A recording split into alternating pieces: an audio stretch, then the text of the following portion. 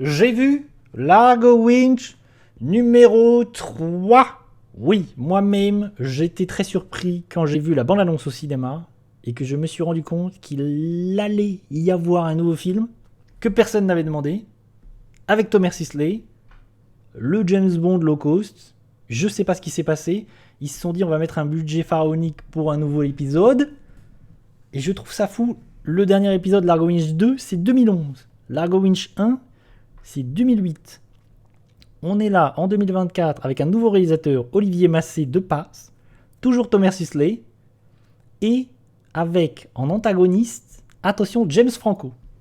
James Franco, qui est là évidemment, qui était dans Spider-Man de Sam Raimi, qui est là en tant qu'antagoniste, pour essayer de dire, voilà, on est sur un blockbuster, regardez, il y a des acteurs américains dans mon film, c'est extraordinaire. C'est mon petit chouchou de cette semaine, Largo Winch 3, parce que je trouvais ça très mauvais. C'est très très très très médiocre, mais j'ai pris un certain plaisir régressif et j'ai beaucoup rigolé. Mais j'ai beaucoup rigolé contre le film et pour les mauvaises raisons. Parce que vraiment, j'étais en train d'halluciner de ce que j'étais en train de voir et je me suis dit, c'est pas possible, qu'est-ce qui se passe? Et tout n'est pas à chier dans le film, hein, tout n'est pas à jeter, mais vraiment, tu sens que le film, il est ambitieux, mais en plus, il se prend vraiment au premier degré.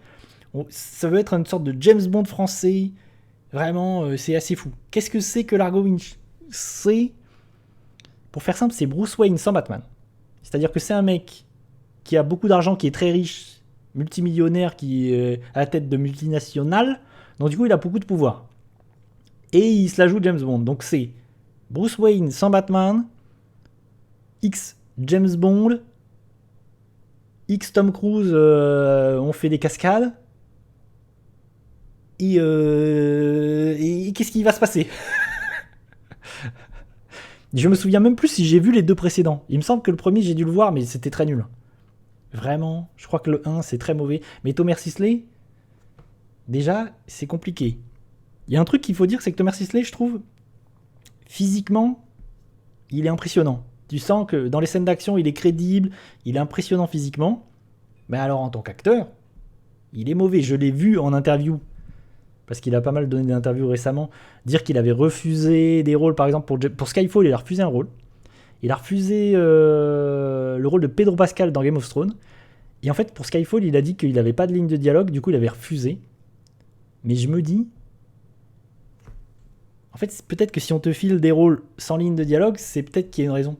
Parce que vraiment, quand il a quelque chose à défendre, des dialogues, et qu'il a un rôle à défendre, vraiment, il est très mauvais. Il est juste pas bon acteur. Mais par contre, dans la physicalité, dans les scènes d'action, là, il est crédible, là, il se passe quelque chose. Mais quand il s'agit d'être James Bond, moi, je le trouve plutôt ridicule. Et vraiment, ça m'a beaucoup fait rire. Dans le film, là, j'ai beaucoup rigolé. Hein. Vraiment.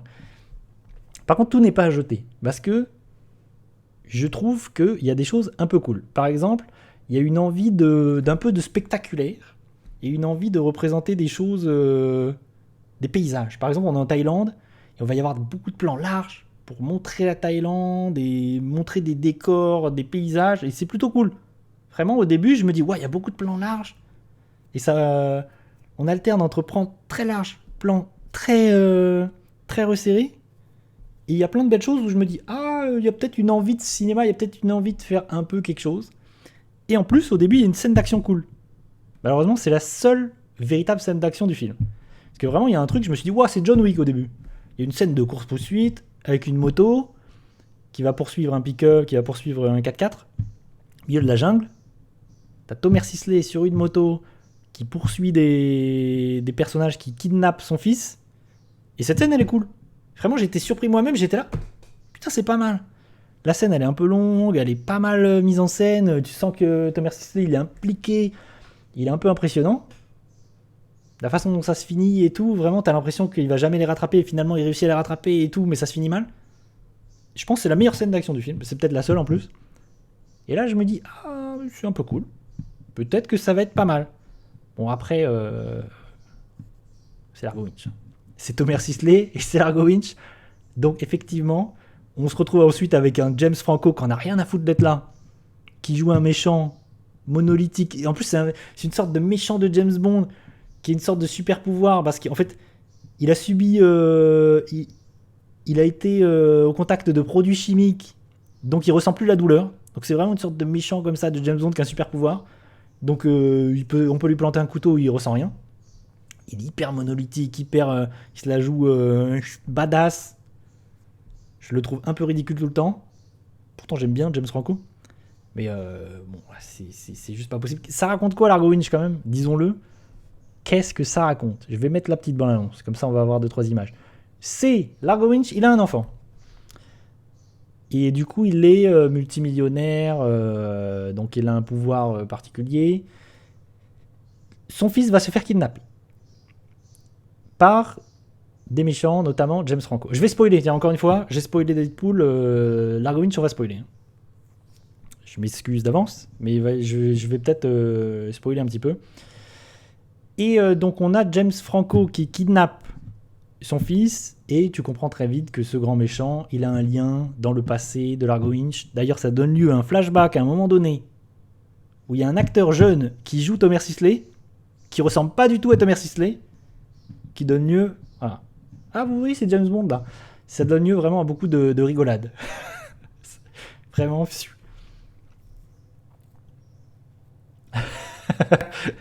Et justement, c'est parce qu'il est très riche qu'il son fils se fait enlever.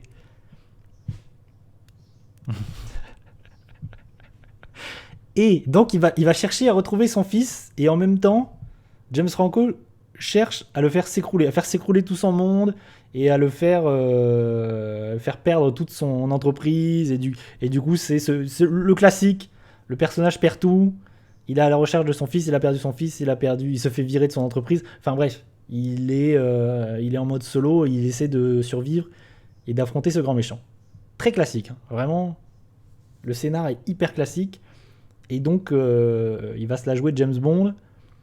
Et on va avoir lieu à quelques scènes d'action vite fait. Mais très très très vite fait. Parce que, alors il y a une scène qui m'a fumé de rire à un moment donné. Il y a une pseudo-scène d'action. Où Largo Winch se retrouve au Québec. Au Canada, au Québec. Il y a une scène. Ça c'est le meilleur truc du film. C'est qu'on se retrouve au Québec. Donc il y a des accents québécois. Il y a un personnage secondaire qui devient un peu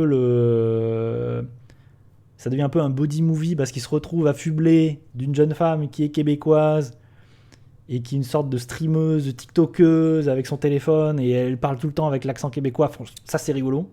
Elle m'a beaucoup fait marrer parce que j'aime beaucoup l'accent québécois et que c'est toujours rigolo. Et à un moment donné, du coup, il est au milieu de la neige. Il doit s'échapper.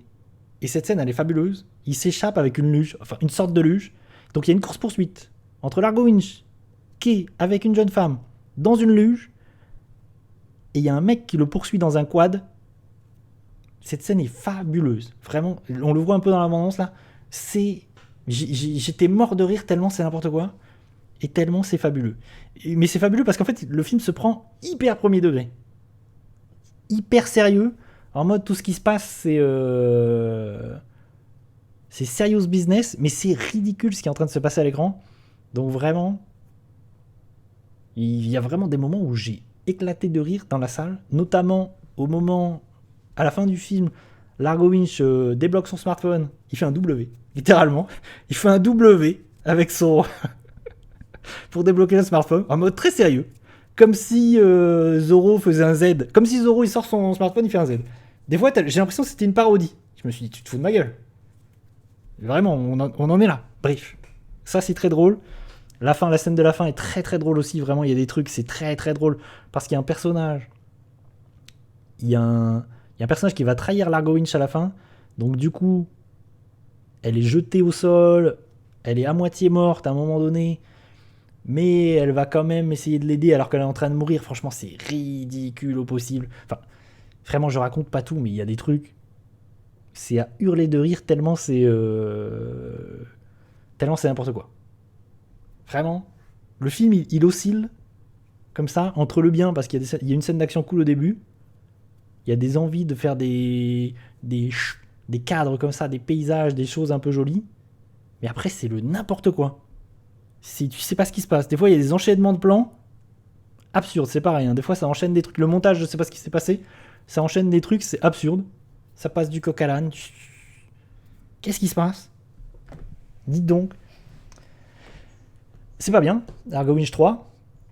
C'est très très moyen, mais alors qu'est-ce que je me suis amusé. C'est un peu paradoxal, hein, parce que vraiment, je vous conseille pas d'y aller, parce que vraiment, c'est pas bien. Mais, au second degré, vraiment en sachant que c'est pas très bien, vous allez vous amuser. Moi, je me suis plus amusé devant Largo Winch 3 que devant Deadpool 3. Vraiment. Et je m'en suis toujours pas remis, hein. Vraiment, ce Thomas Sisley, là, mon James Bond français, là, oui. J'ai hâte d'un Largo Winch 4. Je veux voir ça. Je veux voir ça. Je sais pas si ce film va marcher, franchement. Je sais pas si les deux premiers ont marché. Je sais pas qui avait envie de voir Largo Winch 3. Après, c'est adapté, je l'ai pas dit, mais c'est adapté quand même d'une bande dessinée à papa. Comme 13, Largo Winch. Vraiment, c'est des bandes dessinées à papa. Je pense que c'est des bandes dessinées qui se vendent encore pas mal. Mais la bande dessinée, déjà, est pas tip top, hein. Moi, pour en avoir lu pas mal dans mon adolescence, de Largo Winch et de 13, c'est pas génial, hein. Vraiment, c'est pas hyper intéressant. Vraiment, adapter Largo Winch aujourd'hui, ça n'a pas beaucoup d'intérêt. Vraiment, c'est Bruce Wayne sans Batman. Tu sens que ça veut vraiment. En fait, il y a un truc, c'est que tu sens vraiment que ça veut être James Bond, quoi. Ça veut vraiment ressembler à James Bond, mais sans le charisme de James Bond et sans James Bond, quoi. Donc on est vraiment sur un sous-James Bond un peu rigolo, mais sans plus.